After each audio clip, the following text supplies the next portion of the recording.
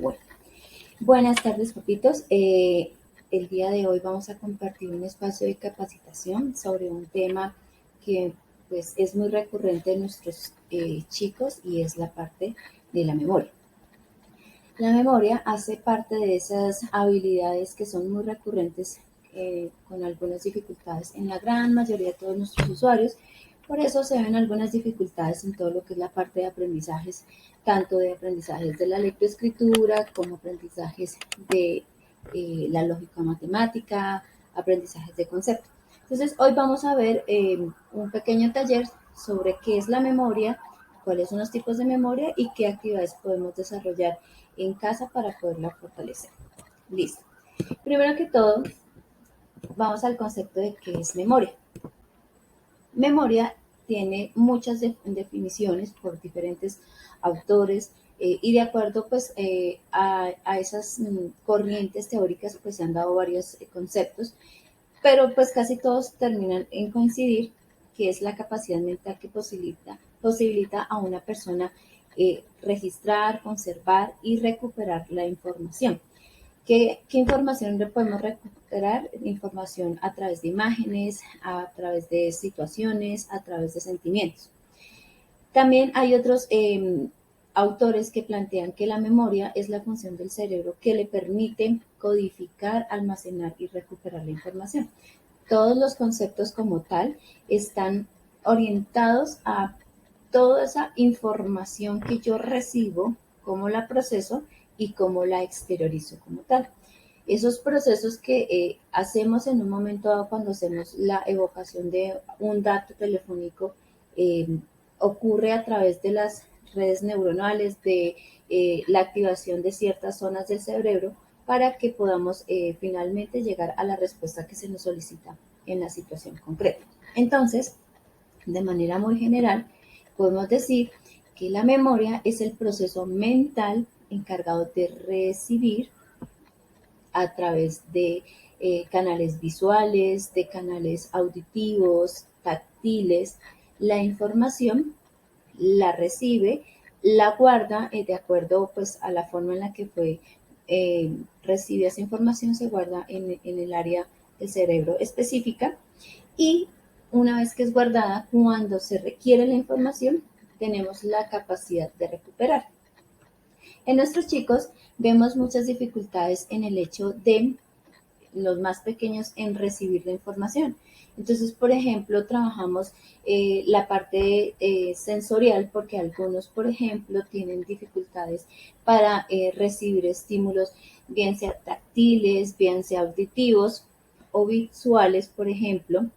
Y aquí es donde vemos los niños que tienen dificultades para aprender a leer y escribir. ¿Por qué? Porque puede que la información que se está recibiendo, por ejemplo, en el proceso de lectoescritura, que es visual y es auditivo al mismo tiempo, no se discrimina o no se logra procesar de la manera adecuada y por ende, pues cuando se almacena en nuestro cerebro, no se organiza o no se guarda de la manera adecuada y por eso cuando vamos a hacer el proceso de recuperación no lo logramos hacer. El proceso también se da mucho en la parte de la lógico-matemática. Cuando le estamos enseñando al niño a identificar el número, que reconozca el número, entonces ahí hay una información visual y al mismo tiempo auditiva. Entonces el niño mira la imagen, a esa imagen le asigna un sonido o una palabra como tal y la guarda. Entonces es un proceso muy, muy similar que ocurre en varios aprendizajes. Yo les pongo como tal el punto de la parte de memoria, perdón, del aprendizaje de la lectura y la escritura, porque digamos que son las dificultades que más presentan nuestros usuarios. ¿Listo? De acuerdo a eso, la memoria, al ser un proceso mental tan generalizado, está dividido en unas clases o unos tipos de memoria. Básicamente, nosotros trabajamos las memorias de corto y largo plazo. Porque es importante tener claridad de este tipo de memoria? Porque de acuerdo al proceso o a la memoria que esté afectada, algunos chicos tienden a tener diferentes dificultades. Entonces, por ejemplo, hay chicos que son muy buenos para guardar información relacionada con su vida cotidiana, relacionada con situaciones o experiencias del pasado, pero por ejemplo tienen dificultades para seguir una instrucción porque olvidaron una parte de la información que se les dio. Entonces, de acuerdo a esa dificultad o donde esté la dificultad, pues los terapeutas hacemos como un proceso de estimulación. Pero entonces, veamos a qué se refiere cada una de ellas. La memoria a corto plazo está definida como esa capacidad que uno tiene de retener una cantidad limitada de información y que es la información que yo estoy continuamente utilizando para completar una tarea asignada en un corto tiempo. Se refiere a que no es una información tan extensa, sino que tiene detalles. Entonces, por ejemplo, cuando yo estoy haciendo una actividad de seguimiento de instrucciones donde yo le digo al chico, vamos a colorear solamente los objetos que están en el cielo con el color azul. En esos momentos, él está haciendo la retención de una pequeña información, de que tiene que colorear de un color ciertos objetos que están en cierta parte. Eso es una información corta.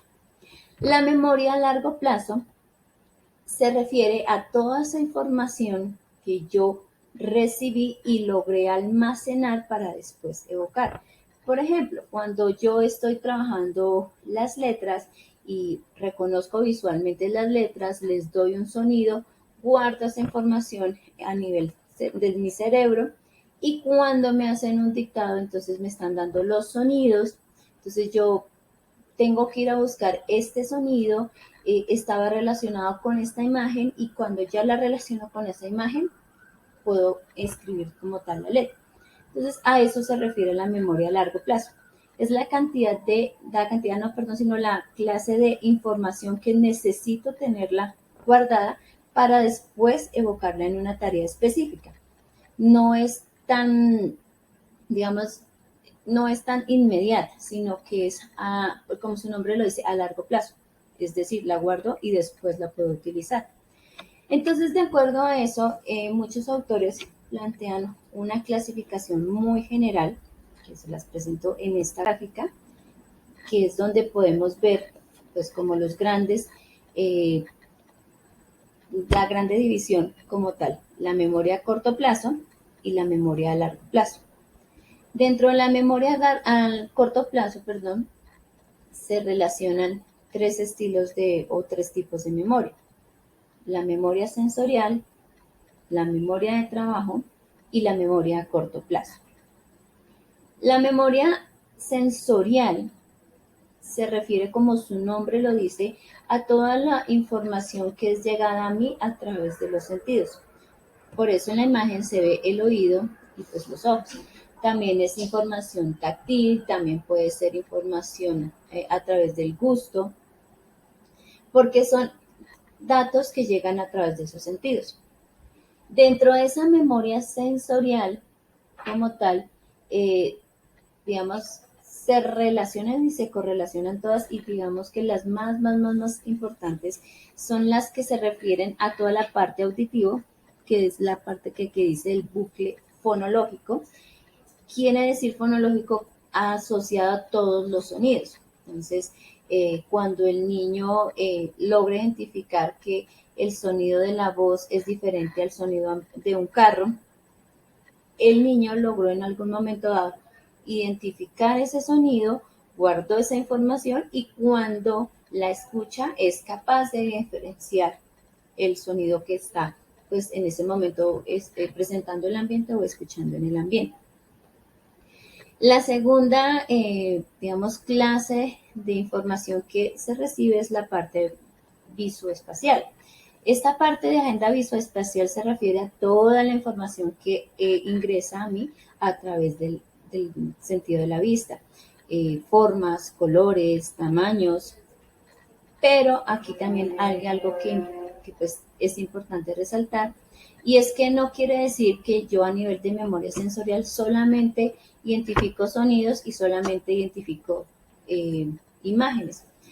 Esta memoria sensorial es muy extensa porque también se relaciona con la parte táctil o gustativa. Entonces, por ejemplo, visualmente el niño reconoce o ve la fruta del limón, pero cuando la prueba identifica un sabor. Entonces, ahí hay una mezcla de todos los sentidos y eso le permite a él crear una información que posteriormente también la va a manejar a largo plazo.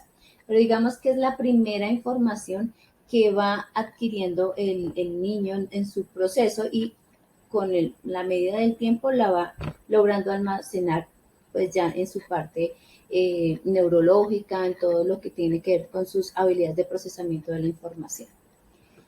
Aquí la parte, digamos, de memoria a corto plazo y memoria de trabajo están muy relacionadas porque como yo les estaba diciendo, toda esta información que llega a través de la parte sensorial es procesada a través de todas esas habilidades ejecutivas centrales o todas las habilidades de procesamiento de la información y permite que yo haga un trabajo o complete una tarea como tal. La segunda gran memoria o el segundo gran proceso que nosotros trabajamos es la memoria a largo plazo y que es, digamos, la memoria que nuestros chicos tienden a ser más difícil de evocar. Porque si ustedes se ponen a pensar, hay información que ustedes vieron cuando estaban en sus etapas de colegio que la guardaron y eventualmente o a veces la utilizamos o hay información que la guardamos hace muchos años y las podemos volver a evocar. Nuestros chicos en su gran mayoría tienen dificultades en esta parte de memoria a largo plazo porque los conceptos no logran, o sea, pueden ser, por decirlo así, discriminados, pero no logran ser interiorizados o no se logran anclar a sus procesos de procesamiento de la información. Dentro de esta memoria a largo plazo tenemos dos submemorias o dos clases de memoria que están involucradas, que son la memoria declarativa, que está relacionada con todos los eventos, eh, como situaciones o experiencias que son significativas para las personas y que son guardadas. Por eso le llaman memoria episódica, que es la que se relaciona con eventos. Y está la memoria semántica, que es la más difícil para ellos porque se relaciona con todo lo que tiene que ver con hechos, acontecimientos, creación de conceptos como tal, porque está medida a través del lenguaje. El lenguaje entendido como la capacidad de darle significado a las palabras, a las situaciones y a los hechos. Una segunda memoria es la memoria procedimental, que es la que permite que todos podamos cumplir actividades específicas para completar una actividad. Dentro de esa memoria procedimental encontramos habilidades y hábitos. Se refiere a que yo tengo la capacidad de ejecutar una tarea teniendo en cuenta el paso a paso, que es la memoria en la cual nosotros hacemos mucho énfasis independiente de cuál sea nuestra área de trabajo.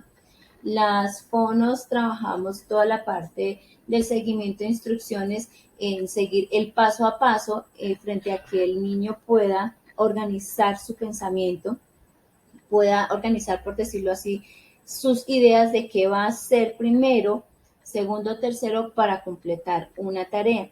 Las terapeutas ocupacionales tendrán la orientación frente a que él sigue instrucciones teniendo en cuenta el detalle porque logra mantener procesos de atención y concentración.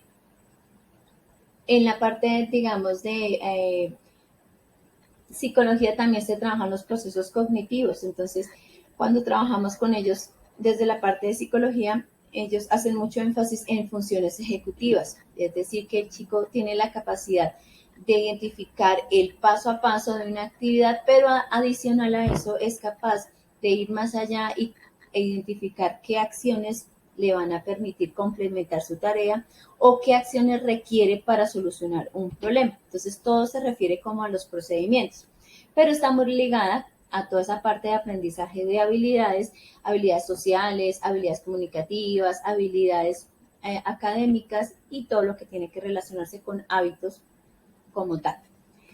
Entonces, de acuerdo a eso, pues aquí está como, y ustedes les va a quedar ahí en la presentación una pequeña definición donde pues está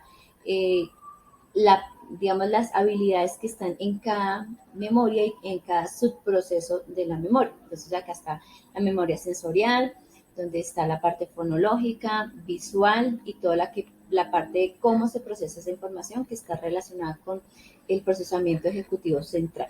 ¿Listo? Para nosotros es muy importante en los niños más pequeños todo lo que tiene que ver con la parte de la memoria sensorial.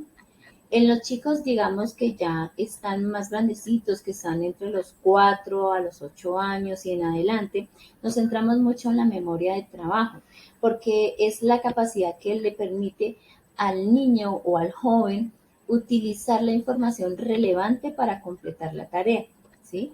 Entonces, esta memoria de trabajo no solamente se relaciona con el hecho que él pueda desarrollar una guía, que pueda definir un concepto, que pueda hacer una operación, sino que esa memoria de trabajo también la tenemos orientada frente a esa capacidad de desarrollar actividades de vida cotidiana, actividades de vida ya un poco más avanzadas, que lo llaman las terapeutas ocupacionales, de habilidades instrumentales como tal, porque es lo que todos en cada momento estamos haciendo. Es lo que nos permite a nosotros estar completando una tarea de manera autónoma o independiente y al mismo tiempo es la que nos permite a nosotros saber qué paso a paso debemos desarrollar y qué solución tenemos que emplear para resolver como tal una tarea.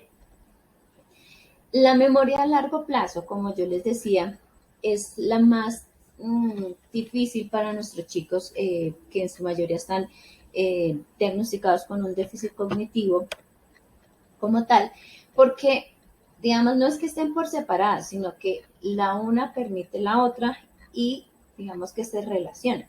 Si yo estoy recibiendo bien la información, si yo estoy procesando bien la información, soy capaz de almacenar, porque al mismo tiempo el niño o pues el ser humano es capaz de identificar la información que es relevante y la cual no es relevante para poder hacer el proceso de integración o de interiorización de los conceptos, habilidades o desempeños como tal que se necesita. Entonces, dentro de esta memoria a largo plazo, nosotros trabajamos mucho todo lo que es el almacenamiento de la información, que la información sea la información más precisa, que la información sea concreta, porque en la medida que nuestros chicos tengan un aprendizaje muy específico o muy concreto, pues la información o los conceptos van a ser mucho más claros y más fáciles posteriormente de evocarlos. Entonces, por definición se define como que es la que está implicada en el reconocimiento de lugares, personas, cosas y todo lo que ello implique, conceptos. Entonces, dentro de eso trabajamos la memoria episódica porque algunos aprendizajes y sobre todo en nuestros usuarios, los aprendizajes se dan más por la experiencia, es decir, que son capaces de recordar lo que se vivió más lo que se dijo. O sea, es decir, es más fácil que yo recuerde algo o una situación que fue muy gratificante, muy motivante para mí, a que yo la tenga que aprender o memorizar leyendo un enunciado o memorizando el enunciado como tal. Y la segunda memoria importante aquí es la memoria semántica, que implica toda la información, toda la definición, todos los conceptos que yo logré establecer a través de las diferentes situaciones o experiencias a las cuales yo me vi enfrentada. No quiere decir que yo siempre tenga que estar trabajando actividades experienciales o motivacionales para que el niño logre interiorizar. Lo que pasa es que algunas personas tienden a ser más episódicas, es decir, pueden aprender más por aprendizajes significativos o experiencias significativas que cuando yo le estoy dando el concepto. Pero asimismo también se da el hecho que hay niños que logran aprender o memorizar conceptos más por palabras específicas o por imágenes específicas que le permite a él crear su propio concepto. Entonces, por eso también se trabaja desde fonoaudiología, pues la parte del vocabulario, desde la parte de terapia ocupacional, se trabaja todo lo que es la parte de procesos cognitivos en los cuales ellos resuelvan una situación problemática. En psicología también se trabaja mucho la parte de memoria episódica y al mismo tiempo semántica, cuando ellos trabajan el reconocimiento de las emociones, entonces pues dan un concepto, un significado propio a esa situación y luego la pueden asociar a una experiencia o una vivencia como tal. Entonces, en todo momento se están relacionando las informaciones que estamos dando, pero sí se puede dar que algunas personas sean más hacia un lado vivenciales que otras personas más como a nivel del lenguaje. Y dentro de esta memoria a largo plazo, entonces también encontramos la memoria procedimental. Como su nombre lo indica, se refiere a todas las habilidades que me permiten a mí completar un paso a paso en una tarea. Entonces, por ejemplo, ahí está el ejemplo de conducir. Una persona ya es capaz de identificar qué hace primero, segundo, tercero y cuarto para completar una tarea. Esta memoria es muy importante, sobre todo cuando estamos trabajando habilidades de autonomía e independencia en vida cotidiana y en y en habilidades de vida instrumental, como por ejemplo el tomar el transporte. El chico logra identificar cuál es el paso, logra identificar cuál es el transporte, hacia dónde se debe dirigir, qué debe hacer cuando llega a la taquilla, cómo debe comprar el pasaje. Toda esa información que se relaciona con procedimientos está también ligada a esa parte de memoria a largo plazo que ha sido lograda consolidarse a través de la práctica, a través del hacer muchas veces una instrucción o un paso a paso como tal de la tarea. Entonces, ¿cómo podemos nosotros a través de estrategias muy sencillas fortalecer ese tipo de memorias, tanto a corto o a largo plazo? Pues es lo que vamos a ver como tal en la siguiente diapositiva. Bueno, entonces, perdón que me adelanté. Cuando nosotros trabajamos memoria a corto plazo, recordemos que trabajamos la parte sensorial, auditiva, visual y propiamente la actividad de memoria de trabajo, es decir, el estar utilizando la información o los elementos que requiero para completar la tarea. Entonces, dentro del bucle sensorial, las fonos, digamos que hacemos mucho énfasis en todo lo que es el aprendizaje de canciones, todo lo que es la identificación de rimas, porque cuando el niño logra memorizar una canción, lo que él está haciendo es memorizar sonidos, guardarlos, al mismo tiempo está haciendo una discriminación de los sonidos, a esos sonidos les está dando una imagen visual como son las letras. Eso mismo también les permite a ellos con el tiempo que cuando yo doy una instrucción, el niño esté atento a los detalles por un comando verbal. ¿Listo? Entonces, toda esa capacidad, todas esas habilidades donde yo le doy a él información verbal oral, le permite a él fortalecer su memoria auditiva como tal. Entonces, aprendizaje de canciones. El aprender el sonido de las letras cuando estamos trabajando la parte de la escritura es algo fundamental para nosotros que el niño logre y para, por ejemplo, la parte de articulación, que el niño logre identificar los sonidos y que los memorice. Cuando yo le digo, ese sonido le da una representación, ahí hizo una evocación de información auditiva. Para, digamos, los chicos más grandes, aquí, por ejemplo, el hecho de memorizar un número telefónico, el memorizar el número de celular, que lo podemos hacer también por parte visual, sí, pero si lo hacemos más por la parte auditiva, o decirle vamos a jugar a memorizar tales palabras y le doy 4 palabras y luego las tiene que decir en el orden o simplemente tiene que decir cuáles eran las 4 palabras, estoy haciendo una estimulación sensorial auditiva que está fortaleciendo toda esa parte de la capacidad de escuchar y evocar o ejecutar una tarea. Por ejemplo, en los más grandes, la identificación de sus, por ejemplo, sus teléfonos, de sus documentos de identidad. También, por ejemplo, sobre todo en aquellos usuarios que no tienen proceso lectoescrito o que se les dificulta reconocer los números, pues a través de un comando verbal podemos fortalecer ese tipo de habilidades y es lo que le permite al usuario pues lograr tener más capacidad de retener información a través de la parte verbal oral.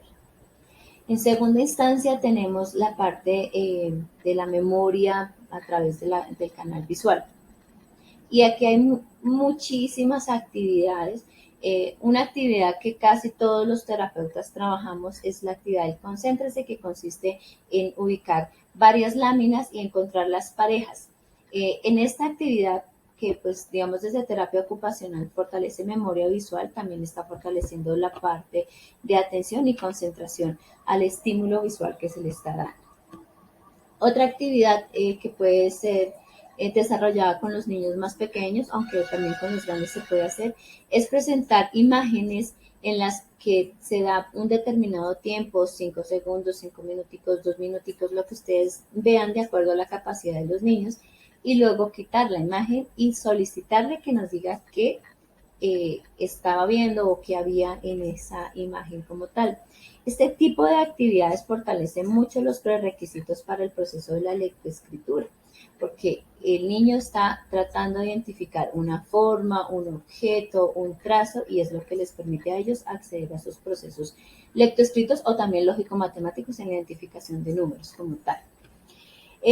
Recordar detalles de una imagen, entonces podemos estar en la calle, no sé, ver una vitrina, ver un póster grande y ya posteriormente preguntarle, ¿recuerdas qué había en la vitrina o recuerdas qué había en la imagen? Ahí estoy fortaleciendo la memoria visual como tal, porque estoy haciendo que el niño o el joven retroceda a ese momento específico y ubique la imagen mentalmente para poder dar respuesta a lo que les estamos diciendo. Otra actividad es, por ejemplo, presentar una imagen completa posteriormente de presentar el estímulo unos 2 o 3 minutos, quitar la imagen y presentarle la imagen, pero con elementos faltantes para que él diga qué falta en esa imagen o para que complete la imagen y asimismo pues fortalecemos esa parte visual. En tercera medida, en la memoria a corto plazo fortalecemos todo, como yo les he dicho, toda la información que yo necesito en el momento para hacer una actividad. Por ejemplo, si yo voy a hacer la comida, voy a preparar un guiso, yo sé que primero debo picar la cebolla y el tomate y luego poner el aceite. Toda esa parte de actividades que yo planeo y que yo busco información es la que me permite a mí ejecutar una tarea. Cuando nos referimos a una habilidad de memoria, nos referimos a que él tenga la capacidad de ordenar el paso a paso de la actividad. Para ello nosotros trabajamos, y todos los trabajamos también, actividades de seguimiento de instrucciones de acuerdo a la capacidad del niño. ¿Qué quiere decir? Pues que si es un niño pequeño, yo le doy instrucciones uno a uno, doy una instrucción oral con un apoyo gráfico en la guía, o doy una instrucción verbal para que le ejecuten en una guía. Entonces, de acuerdo al desempeño, nosotros vamos graduando la complejidad de la actividad para que se fortalezca esa habilidad de memoria.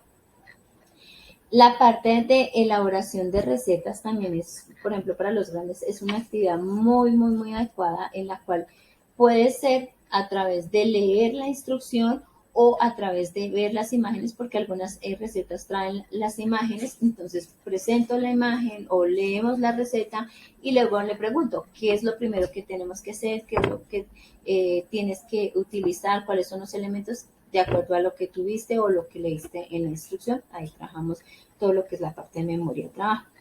Los juegos de mesa también son actividades que nos permiten fortalecer esta memoria porque pues como hay una serie de reglas o normas o secuencias para desarrollar la actividad, también fortalece esta habilidad.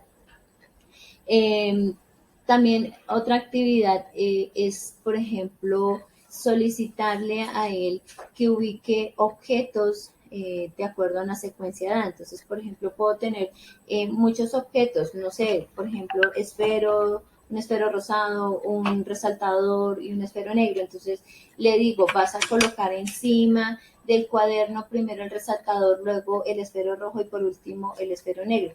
Y cambiarle cada vez, digamos, la presentación de los elementos porque está dando un comando visual que está a través de una estrategia táctil o pues digamos concreta porque tiene que escoger el objeto como tal. También una actividad es memorizar nombres de colores o de números y que luego los exprese como tal. Todas esas son habilidades que se están trabajando de manera inmediata y por eso son de memoria de trabajo. Ya cuando nos enfrentamos a memoria a largo plazo, pues digamos que como aquí tenemos que fomentar mucho la parte del lenguaje, tanto el lenguaje verbal, oral, como la parte del lenguaje comprensivo, porque trabajamos conceptos, pues de acuerdo a eso, pues desarrollamos como tal las actividades.